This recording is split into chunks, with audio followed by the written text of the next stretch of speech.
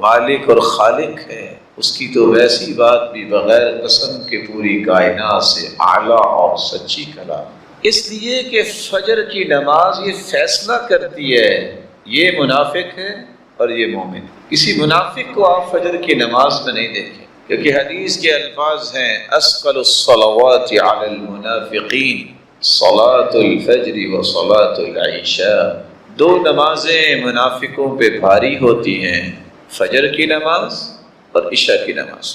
اس لیے بزار کی روایت نے ایک ایسی نشانی بیان کر دی جو ہر ایک کو یاد رہنی چاہیے، الذین تثاقلت رؤوسهم عن الصلاۃ، یہ منافقوں کی نشانی ہے کہ جن کے سر صبح اور عشاء کی نماز پہ بوجھل اور بھاری ہو جائے۔ اور ویسے بھی اللہ کے رسول صلی اللہ علیہ وسلم نے فرمایا ان للمنافق علامات، منافقوں کی کچھ نشانیاں ہیں، ان میں سے ایک نشانی یہ ہے لا یأتون الصلاۃ الا دبرا، وہ نمازوں میں ہمیشہ لیٹ جاتے۔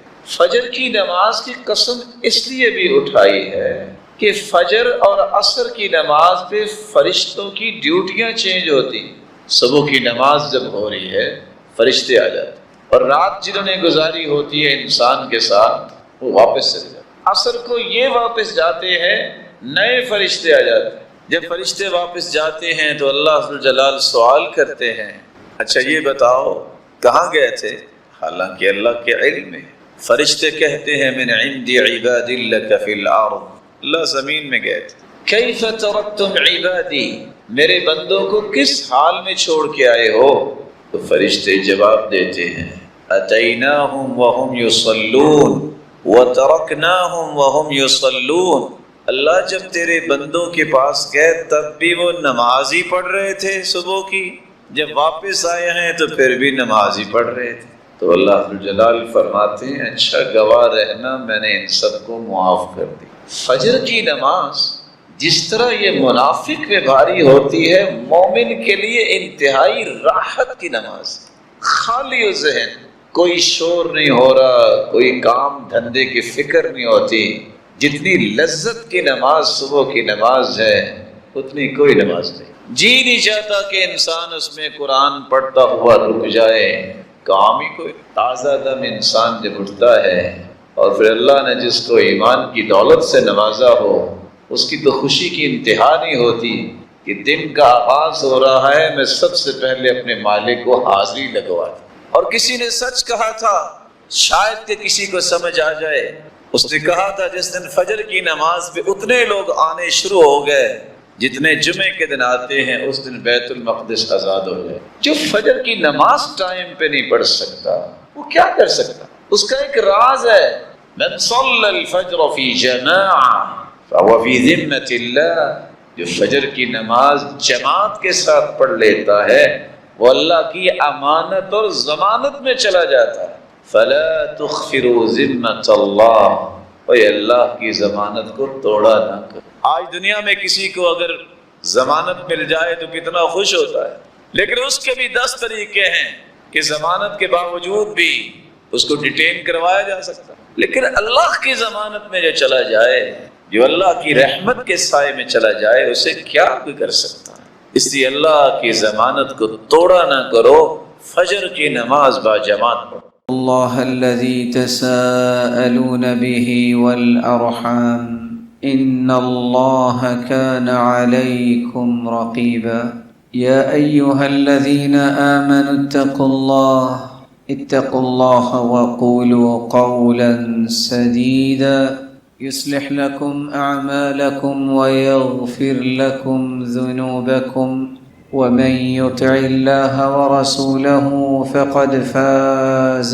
فوزا عظيما أما بعد فأعوذ بالله من الشيطان الرجيم إن شر الدواب عند الله الذين كفروا فهم لا يؤمنون الذين عاهدت منهم ثم ينقضون عهدهم في كل مرة وهم لا يتقون۔ اللہ ذو الجلال کا بے پناہ احسان ہے جس نے ہمیں مسلمان بنایا، پھر ہماری رشد و ہدایت کے لیے نوشتہ ہدایت قرآن مجید کو نازل کیا، پھر اس کی روشنی میں تربیت کرنے کے لیے محمد الرسول اللہ صلی اللہ علیہ وآلہ وسلم کو ہادی و مرشد بنا کے مبعوث فرمایا۔ جن ہستیوں نے آپ کی تربیت حاصل کی، اللہ تعالیٰ نے ان ہستیوں کو قیامت تک کے انسانیت کے لیے مثالی اور آئیڈیل قرار دیا، جن کو صحابہ کرام رضی اللہ عنہم و ارضاہم کے نام سے یاد کیا جاتا۔ وہ کیسے قیامت کی دیواروں تک مثالی بنے؟ ان اصولوں میں سے ایک اصول یہ تھا کہ وہ اپنی زبان پہ جو وعدہ اور میثاق کے پہلو پیش کرتے اس پہ پہرا دیا کر۔ رسول اکرم صلی اللہ علیہ وآلہ وسلم نے انہیں یہ بات سمجھا دی تھی کہ کسی مومن کی رفعت اور بلندی کے جو ضوابط ہیں کہ وہ وعدہ خلافی یا بدعہدی نہیں کیا کر۔ یہی وجہ ہے رسول اکرم صلی اللہ علیہ وآلہ وسلم نے جس قرآن کی روشنی میں انہیں تربیت دی، وہاں لفظ یہ ہے وَأَوْفُوا بِالْعَهْدِ إِنَّ الْعَهْدَ كَانَ مَسْئُولًا، جو تم وعدہ کیا کرو اسے پورا کیا کرو، کیونکہ قیامت کے دن اس کے بارے میں سوال کیا جائے گا، پوچھا جائے گا۔ اگر تو آپ کے پاس کوئی شرعی عذر ہے تو شریعت بھی اس کا اعتبار کرتی، لیکن کوئی شرعی عذر نہیں اور آپ کو پرواہ نہیں تو پھر شریعت آپ کی بھی کوئی پرواہ نہیں کرے۔ رسول اکرم صلی اللہ علیہ وسلم نے جب توحید کی دعوت دی، صحابہ پہ بڑی مشکلات آئیں، صحابہ ہجرت کر کے حبشہ کی طرف بھی گئے۔ ہرقل کے پاس بھی جب پہنچے تو ہرقل نے کچھ سوالات کیے۔ ان سوالات میں سے یہ سوال بھی تھا کہ آپ اس نبی کی مخالفت کیوں کرتے ہیں، وہ تمہیں کیا کہتا ہے؟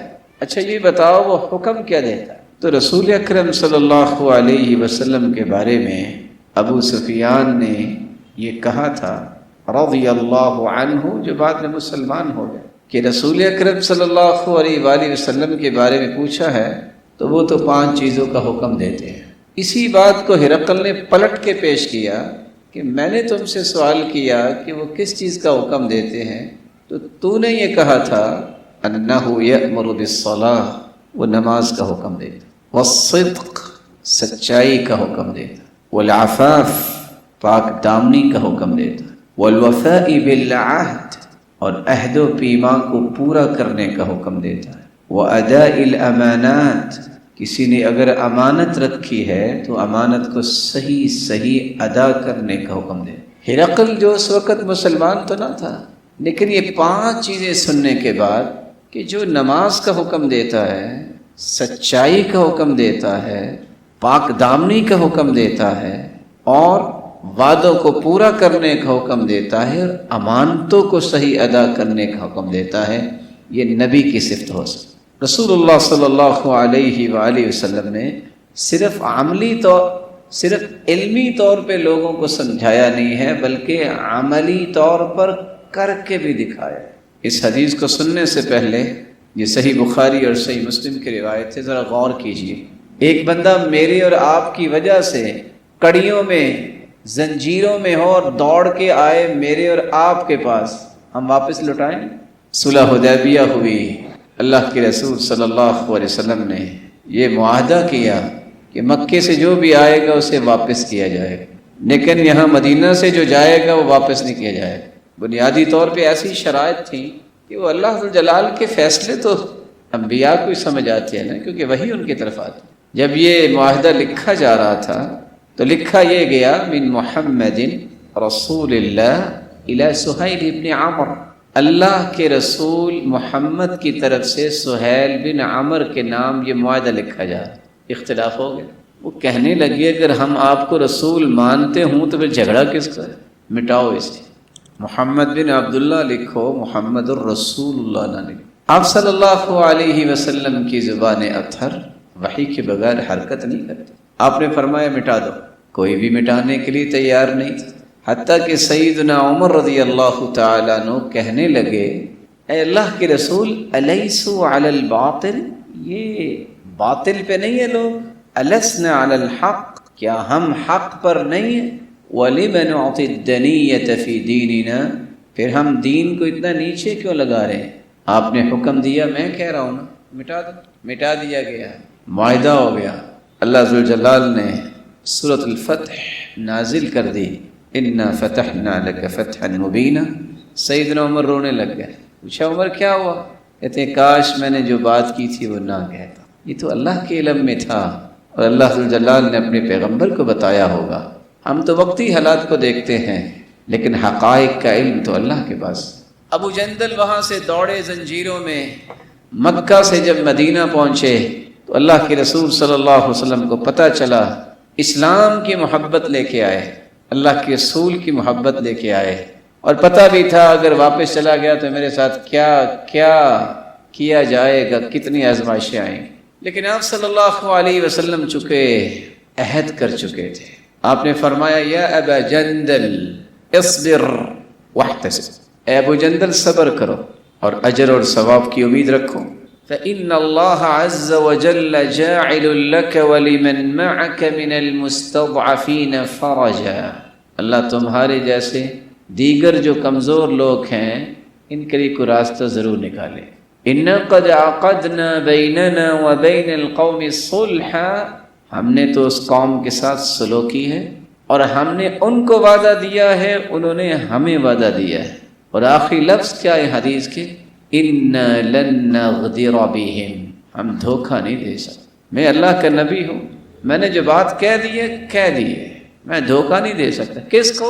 کافر کو۔ تو رسول اکرم صلی اللہ علیہ وآلہ وسلم نے صرف امت کو اس بات کی خبر ہی نہیں دی، تیار ہی نہیں کیا، بلکہ بدعہدی سے روکا ہی نہیں، ثابت بھی کیا ہے کہ تم کافر کے ساتھ بھی بیٹھ کے کوئی وعدہ کر لو، اس کو پورا کرو۔ والذین هم لأماناتهم وعہدهم راعون، کامیاب مومنوں کا جہاں تذکرہ ہے وہاں دو صفتیں یہ بھی بیان ہوئی ہیں کہ جو کامیاب مومن ہیں، جو جنتوں کے وارث ہیں، وہ اپنی امانتوں کی بھی رعایت کرتے ہیں اور اپنے وعدوں کی بھی رعایت کرتے ہیں۔ بلکہ رسول اللہ صلی اللہ علیہ وآلہ وسلم کے صحابہ کی تربیت دیکھیے، آپ سے بھی جب کوئی چیز طلب کرتا آپ کبھی نہ نہیں کیا کرتے، وعدہ کر لیتے۔ صحابی کے پاس ایک شخص آیا کہ میں آپ کی بیٹی سے نکاح کرنا چاہتا ہوں، تو انہوں نے وعدہ تو نہیں کیا لیکن وعدے کے مشابہ کچھ الفاظ بولے، اچھا خیر ہوگی انشاءاللہ خیر کرے گا۔ وہ بیمار ہو گئے، بے ہوش ہو گئے، ہوش میں آئے تو کہتے ہیں جلدی سے میری اہلیہ کو بلاؤ۔ لوگوں کو بلایا، کہتے ہیں میں نے وعدہ تو نہیں دیا تھا لیکن وعدے کے مشابہ لفظ بولے تھے، میں اگر زندہ رہا تو اپنی بیٹی کا نکاح اسی سے کروں گا، اگر میں مر جاؤں تو میری بیٹی کا نکاح کر دینا۔ میں نفاق کے ساتھ، 1/3 نفاق کے ساتھ اللہ کو نہیں ملنا چاہتا۔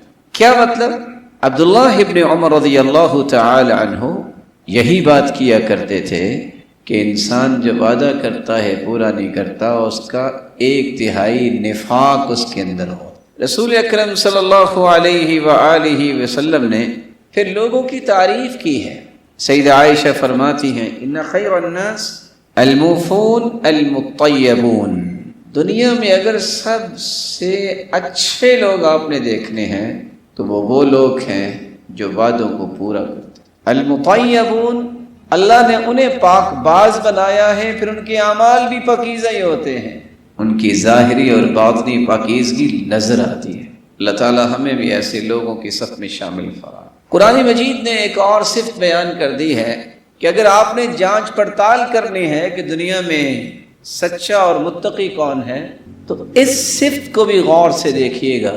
سچا اور متقی وہی ہوتا ہے جس کے اندر یہ صفت ہو کہ وہ وعدوں کا خیال کرتا ہے۔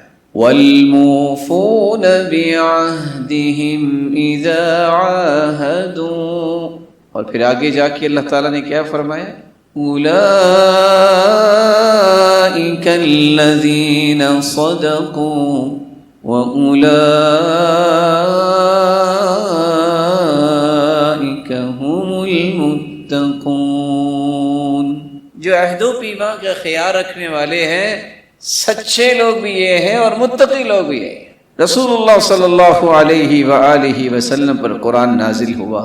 آج لوگ اپنا اپنا دعویٰ کرتے ہیں بڑا عقل مند ہے، بڑا سمجھدار ہے، لیکن اللہ ذو الجلال نے قرآن میں فیصلہ یہ کیا ہے کہ اگر آپ نے دنیا میں عقل مند دیکھنا ہے نا، سمجھدار دیکھنا ہے نا، تو وہ ہوتا ہے جو اپنے وعدوں کو پورا کرتا ہے۔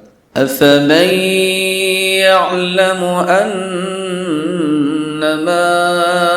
أُنزِلَ إِلَيْكَ مِن رَّبِّكَ الْحَقُّ كَمَنْ هُوَ أَعْمَى إِنَّمَا يَتَذَكَّرُ أُولُو الْأَلْبَابِ الَّذِينَ يُوفُونَ بِعَهْدِ اللَّهِ وَلَا يَنقُضُونَ الْمِيثَاقَ۔ جس کی طرف اللہ نے حق اتار دیا ہے، جو جاہل ہے دونوں برابر ہو سکتے ہیں؟ جس کو اللہ نے آنکھیں دی ہیں، جو نابینا ہے، کیا وہ برابر ہو سکتے ہیں؟ نہیں نہ ہو سکتے۔ اسی طرح اللہ ذوالجلال فرماتے ہیں یہ نصیحت بھی ان لوگوں کو سمجھ آتی ہے جن کو اللہ نے عقل دی ہوتی ہے، اور عقل والے کون ہیں؟ الذین یوفون بعہد اللہ ولا ينقضون المیثاق، جنہوں نے کوئی عہد کیا ہوتا ہے اس کو پورا کرتے ہیں اور کبھی بھی عہد و پیما میں خلل نہیں آنے دیتے۔ دنیا جہان میں سب سے ریلائبل لوگ اور سب سے عقل و شعور اور فہم والے لوگ یہی ہیں۔ ایک بندے کی تعریفوں کے پل باندھے جا رہے ہوتے ہیں، اسے زندگی میں کوئی وعدہ پورا نہیں کیا ہو، جھوٹ پہ جھوٹ بولنا اس کو کوئی پریشانی نہیں ہوتی۔ اور آج کل معاشرے میں آپ دیکھ لیں، آپ ڈیروں کا چکر لگا کے دیکھیں، 10 وعدے اور سینکڑوں جھوٹ، لیکن کوئی پرواہ نہیں ہو۔ یہ آپ انکار کر دیں، بھائی میں نہیں کر سکتا، یہ میرے بس کی بات نہیں، یہ اچھا ہے تاکہ آپ اللہ ذوالجلال کے ہاں سرخرو ہو جائیں گے۔ رسول اللہ صلی اللہ علیہ وآلہ وسلم نے کیا ہی خوبصورت یہ تربیت دی تھی۔ اللہ ذوالجلال نے قرآن مجید میں اس تربیت کا ایک نتیجہ بیان کیا ہے کہ آپ یہ مت سمجھیے کہ دنیا میں سارے انعامات ہیں، اللہ نے جو آپ کے لیے اجر رکھا ہے نا عہد پورا کرنے کا، آپ کا تصور بھی وہاں تک سفر نہیں کر سکتا۔ ان الذین یبایعونک انما یبایعون اللہ ید اللہ فوق ایدیہم فمن نکث فإنما ينكث على نفسه ومن أوفى بما عاهد عليه الله فسيؤتيه أجرا عظيما۔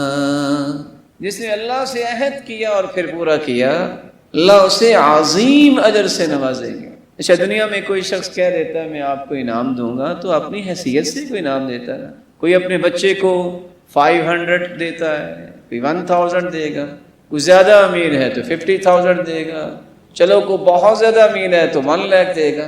جو وعدہ اللہ نے کیا ہے دنیا والے اپنی حیثیت سے انعام دیتے ہیں، جس طرح اللہ ذوالجلال کی عظمت و شان کتنی بڑی ہے اور اس کا انعام بھی تو بڑا ہی ہو۔ آپ صلی اللہ علیہ وآلہ وسلم نے جو دین سکھایا، ان دین کو سیکھنے والوں میں سے ایک نام سیدنا حسن بصری کا بھی ہے۔ اب سیدنا حسن بصری رحمۃ اللہ علیہ اور امام زہری جو ہے امام بخاری کے استاد ہیں، اور یہ وہ لوگ تھے جو کبھی بھی ڈرتے نہیں تھے، ان کے اندر بزدلی نہیں تھی۔ آج تو کسی سے حق بات کرنی ہونا تو بندہ کانپ رہا ہوتا ہے، میں کروں کہ نہ کروں، یہ ناراض نہ ہو جائے۔ یہ اللہ کے بندے، یہ ناراض ہوگا، وہ راضی کرنے والا ہے، پریشانی کیا ہے؟ اب حق بات پیش کریں۔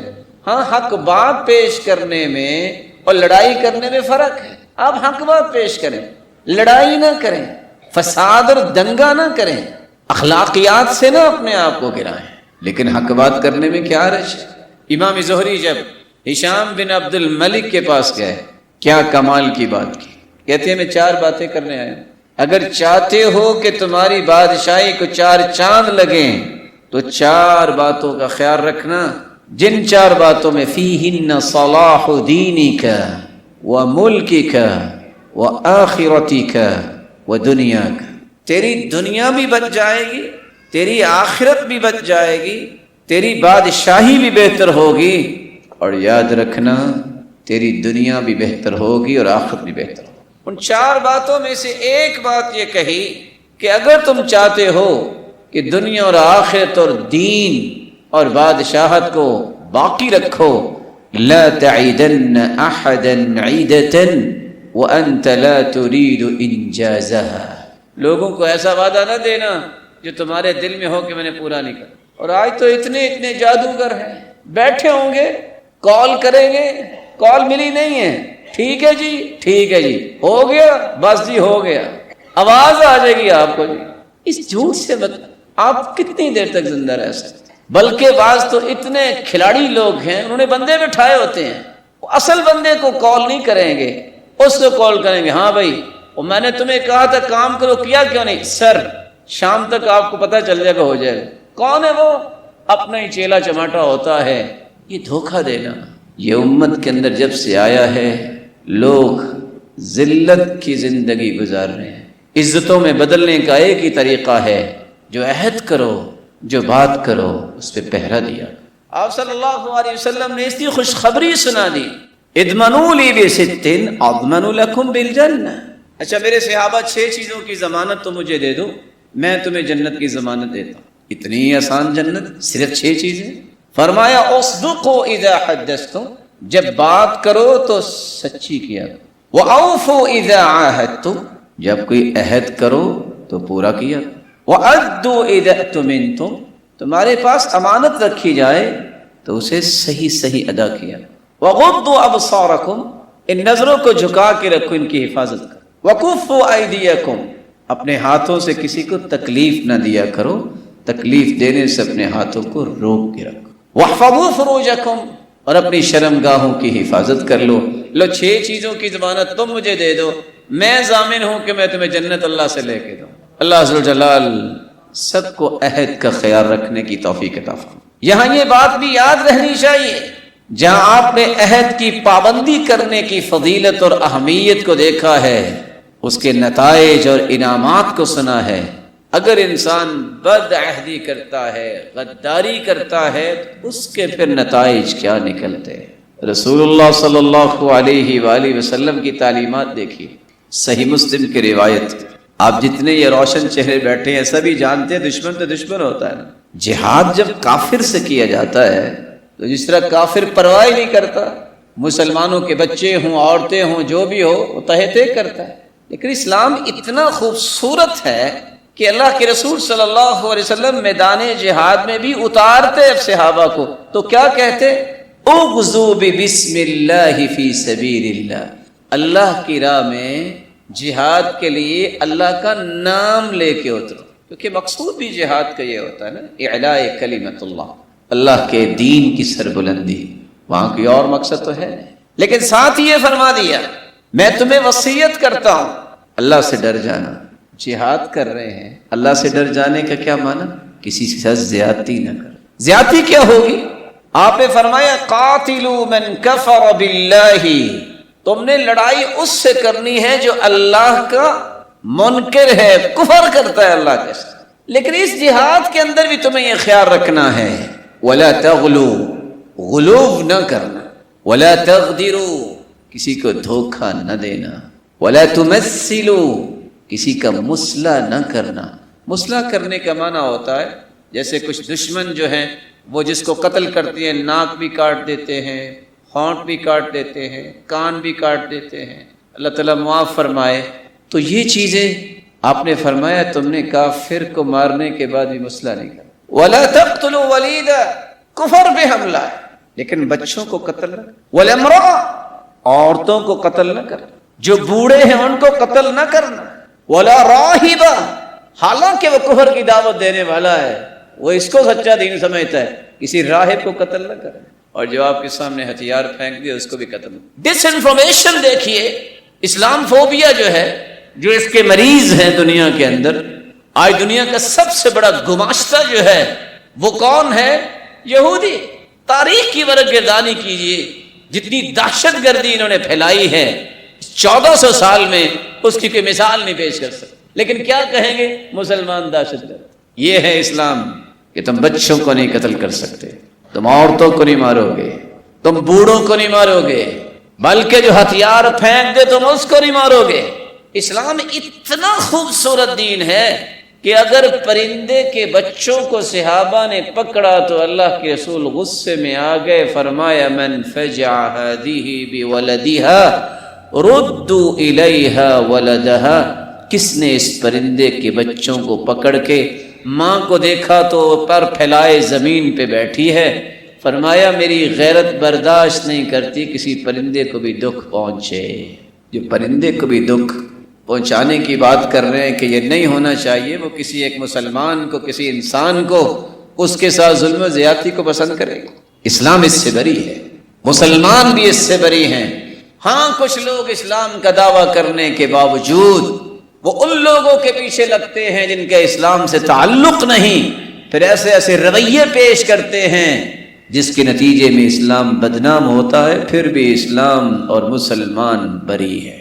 رسول اللہ صلی اللہ علیہ وآلہ وسلم نے ایک فرمان جاری کیا، لا دین لمن لا امانت لہ ولا دین لمن لا عہد لہ، جو امانت کا خیال نہیں رکھتا اس کا بھی ایمان نہیں ہے، جو عہد کا خیال نہیں رکھتا اس کا بھی ایمان نہیں ہے۔ میں بڑے ادب کے ساتھ تاجر برادری سے بھی گزارش کروں، آج بھی وقت ہے کہ اپنی تجارت کو فروغ دینا ہے، بلکہ دنیا کے اندر کوئی بھی اگر فلائنگ کرنا چاہتا ہے، پروازیں کرنا چاہتا ہے کہ اس کی پرواز میں کبھی کوتاہی نہیں آئے گی، تو 2 ونگز لے لے، نہ یہ خراب ہوتے ہیں، نہ ان میں آئل کی ضرورت ہے، نہ ان کو مینٹیننس کی ضرورت ہے، نہ یہ بارش اور دھوپ میں ان کا کوئی مسئلہ بنتا ہے، کیونکہ دنیا میں جتنے بھی ونگز ہیں وہ کسی نہ کسی جگہ جا کے فالٹی تو ہو جاتے ہیں۔ وہ ونگز کون سے ہیں؟ اکل الحلال، صدق المقال، صدق المقال، زبان پہ سچائی لے آؤ، حلال لقمہ کھانا شروع کر دو، حرام کے قریب نہ جاؤ، جھوٹ کے قریب نہ جاؤ۔ دنیا میں ایسی آپ پروازیں کریں گے کہ دنیا آپ کی پرواز پہ ناز کرتی نظر آئے۔ رسول اللہ صلی اللہ علیہ وآلہ وسلم نے اس لیے صحابہ کرام سے کہا تھا، اربع من کن فیہ کان منافقا خالصا، 4 چیزیں جس میں آ جائیں وہ خالص منافق ہوتا ہے۔ وَإِن صَامَ وَصَلَّى، وہ روزہ بھی رکھے، نماز بھی پڑھے، وَزَعَمَ أَنَّهُ مِنَ الْمُسْلِمِينَ، اور اس کا گمان بھی ہو، دعویٰ بھی ہو کہ میں تو مسلمان ہوں، دعویٰ بھی ہے، نماز بھی پڑھتا ہے اور روزہ بھی رکھتا ہے، لیکن یہ 4 چیزیں ہوں تو عام نہیں، خالص منافق۔ اذا حدث کذب، پہلی نشانی جو بات پہ جھوٹ بولتا ہے۔ وَإِذَا وَعَدَ أَخْلَفَ، وعدہ کرتا ہے تو بدعہدی کرتا ہے، وعدہ خلافی کرتا ہے۔ وَإِذَا اؤْتُمِنَ خَانَ، امانت اس کے پاس رکھی جائے تو خیانت کرتا ہے۔ وَإِذَا خَاصَمَ فَجَرَ، جب جھگڑا کرتا ہے تو گالی دیتا ہے۔ اور ایک روایت کے الفاظ ہیں وَإِذَا خَاصَمَ فَجَرَ کے ساتھ وَإِذَا عَاهَدَ غَدَرَ، جب کوئی عہد کرتا ہے تو غداری کرتا ہے۔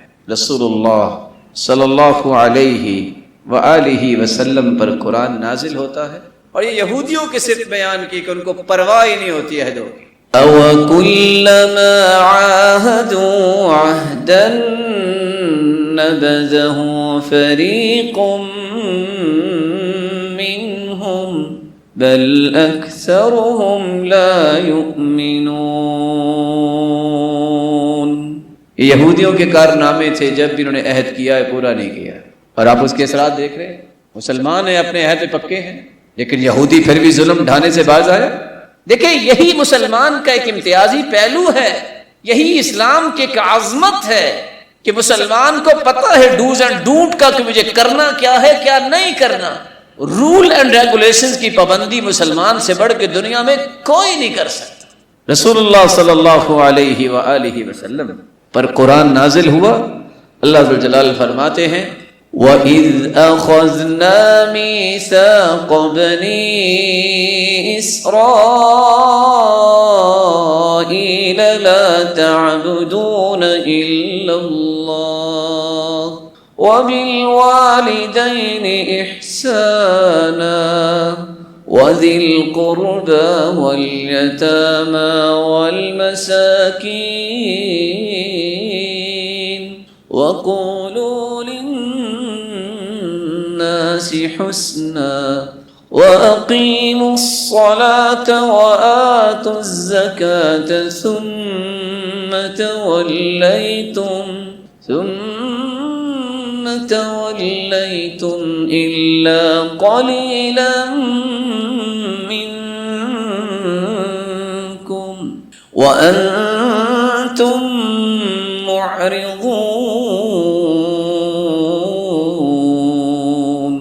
ہم نے یہ عہد لیا تھا بنی اسرائیل سے بھی اللہ کی عبادت کرنی، والدین سے نیکی کرنی، رشتہ داروں کا، یتیموں کا، مسکینوں کا خیال کرنا، لوگوں سے اچھی بات کرنی، نماز قائم کرنی اور زکوٰۃ دینی. لیکن چاندی اس پہ عمل کرنے لگے، باقی سارے پھر گئے.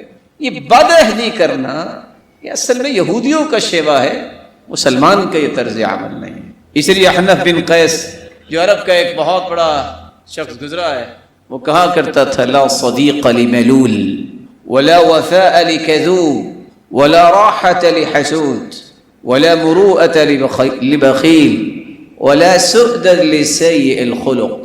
جو شخص تنگ کرنے والا ہے اس کو دوست نہیں کہتے، جو شخص حسد کرنے والا اسے کبھی چین نہیں آتا، جو شخص بخیل ہے اس کے کوئی مروت نہیں ہے، اور جو شخص بد اخلاق ہے کبھی اس کی سرداری قائم نہیں رہتی، اور جو شخص جھوٹا ہے اس کی وفادار بننے کے لیے دنیا کا کوئی شخص تیار نہیں ہوتا. اور آج ہم سمجھ بیٹھے ہیں کہ اپنے ڈیرے میں اپنے کام کرنے والوں کو جتنی گالیاں دے اتنا روب زیادہ بڑھتا ہے. ولا سؤدت لسیء الخلق. سردار نہیں بن سکتا وہ شخص، یہاں آپ سے ڈر کے چپ رہے گا، آپ تھوڑا سا اٹھ کے جائیں 1000 گالی دے گا. یہ عزت یہ ہے کہ تم سوئے ہوئے ہو، کوئی غریب ہو یا امیر سحری پہ اٹھے تو اس کے ہاتھ اٹھے ہوں اور اس کی زبان پہ ہو اللہ اس کو بخش دے، اے اللہ اس جیسے اور پیدا فرما. یہ عزت ہے. تمہاری دنیا میں بھی شہرت اس طرح ہو، اور آسمانوں پہ بھی فرشتے جو ہے وہ آپ کے لیے دعائیں کرتے رہے. رسول اللہ صلی اللہ علیہ وآلہ وسلم کا دین سمجھنے والا ایک انسان احمد بن حنبل بھی گزرا ہے، 10 لاکھ حدیثوں کا حافظ. اسی نے سوال کیا بما یعرف الکذابون، آپ بہت بڑے امام ہو، ایک نشانی بتا دو کہ جھوٹے لوگوں کو پہچاننے کی نشانی کیا ہے. اب یہ بہت بڑا سوال ہے. امام احمد بن حنبل فرمانے لگے بخلف المواعید، جو وعدے پورے نہیں کرتے اس سے بڑی نشانی کیا ہے کہ یہی جھوٹے لوگ. رسول اللہ صلی اللہ علیہ وآلہ وسلم پر قرآن نازل ہوا قل هل ننبئكم بالأخسرين أعمالا الذين ضل سعيهم في الحياة الدنيا وهم يحسبون أنهم يحسنون صنعا أولئك الذين كفروا بآيات ربهم ولقائه فحبطت أعمالهم فلا نقيم لهم يوم القيامة وزنا. فرما دیجئے کہ دنیا میں سب سے بڑا خسارہ پانے والے کون ہیں؟ الذین ضل سعیہم فی الحیات الدنیا، جن کی دنیا کی ہر کوشش ہی ناکام ہو جائے. وہم یحسبون انہم یحسنون صنعا، اور وہ یہ سوچتے ہیں کہ بڑا ہی اچھا کام کر رہے ہیں.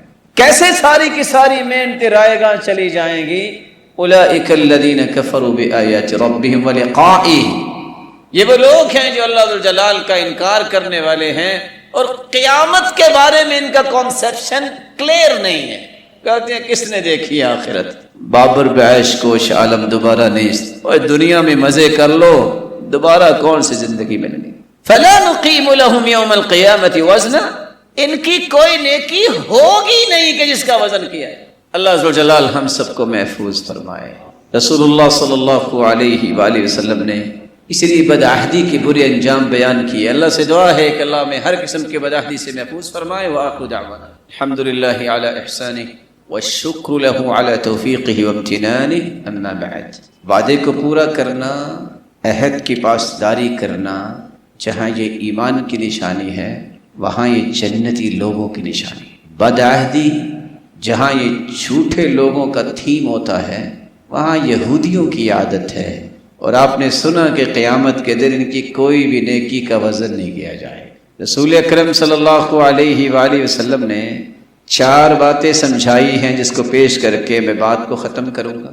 پہلی بات، ثلاثۃ انا خصمہم، آج دنیا میں کوئی کیس ہو جائے تو کوئی تکڑا وکیل لے کے آتے ہیں کہ منہ توڑ دے گا دلائل سے، لیکن کسی کو یاد ہے کہ 3 ایسے لوگ ہیں جن کا معاملہ اللہ کے رسول پیش کریں گے۔ من استأجر اجیرا، جس نے کسی کو اجرت پہ رکھا، فاستوفى منه ولم يعط اجرا، نوکری پہ رکھا تنخواہ نہیں دی، دکان پہ شاپ پہ رکھا، حویلی ڈیرے پہ رکھا، کام سارے لیے، تنخواہ پوری نہیں دی، قیامت کا دن ہوگا اس کا مسئلہ اللہ جلال کے سامنے پیش کریں گے محمد الرسول اللہ۔ کوئی مقابلے میں آ سکتا ہے؟ دوسرا شخص جس کے بارے میں اللہ کے رسول نے فرمایا، رجل اعطى بی ثم غدر، ایک بندہ نام بھی اسلام کا لیتا ہے، میں اللہ کے رسول کا بڑا متبع ہوں، پھر وہ غداری کرے۔ مومن غدار نہیں ہوتا، مومن غدار نہیں ہوتا۔ ایسے شخص کا بھی معاملہ اللہ کے سامنے اللہ کے رسول پیش کریں۔ اور تیسرا شخص، وَرَجُلٌ بَاعَ حُرًّا فَأَكَلَ ثَمَنَهُ، غلاموں کو تو بیچا جاتا تھا، اللہ کے رسول نے فرمایا جس نے کسی آزاد بندے کو بیچ دیا اور اس کی قیمت کھا لی، اس کا کیس بھی اللہ کے رسول پیش کریں گے۔ آج غور کر لیں کتنے لوگوں نے کتنے مسلمانوں کو بیچا، ذرا سوچئے کیا بنے گا۔ دوسری بات جو رسول اللہ صلی اللہ علیہ وآلہ وسلم نے بیان کی ہے، ان الغادر ينصب له لواء يوم القيامة فيقال الا هذه غدرة فلان، جو لوگوں کے ساتھ غداری اور دھوکے کی بات کرتا ہے، قیامت کا دن ہوگا اس کی پشت پہ غداری کا جھنڈا گاڑ دیا جائے اور کہا جائے گا یہ وہ فراڈیا ہے جو دنیا میں فراڈ کیا کرتے۔ آج تو لوگ سمجھتے ہیں کہ بڑی گاڑی ہے، بڑے بڑے جھنڈے ہیں، اللہ ذو جلال سب کی حفاظت فرمائے یہ نہ ہو کہ آج گاڑی کے آگے جھنڈا ہے، کل کو انسان کے پشت پہ جھنڈا ہو۔ بہت بڑا مسئلہ ہے، غدر کرنا، دھوکہ دینا، غداری کرنا قیامت کے دن ہوگا۔